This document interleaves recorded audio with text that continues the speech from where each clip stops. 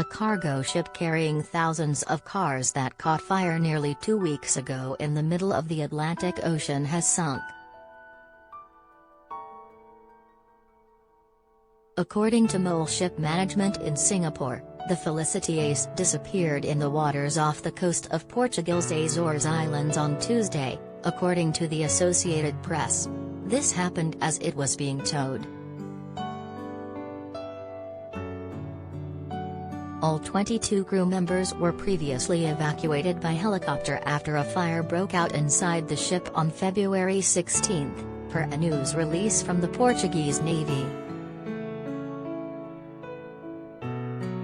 While there is no official report about what caused the blaze, Captain João Mendes Cabeças of the port of Hortas told Reuters that he believed lithium-ion batteries in the electric cars inside the ship caught fire. Along with electric vehicles, the 650-foot-long ship carried Porsches, Bentleys, Lamborghinis, and other luxury cars, according to CNN.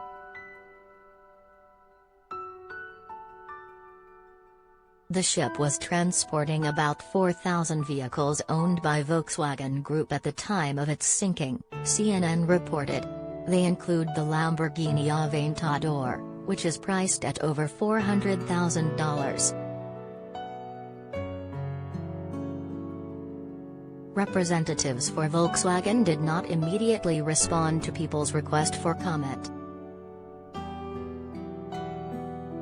A spokesperson for Porsche Cars North America previously told the New York Times that 1,100 Porsches were on board. In all, the costs for all the damaged vehicles may amount to an estimated $335 million, which Volkswagen told CNN would be covered by insurance. There are also concerns the ship, owned by Japan's Mitsui O.S.K. Lines, and the lost vehicles will have a significant impact on the ocean.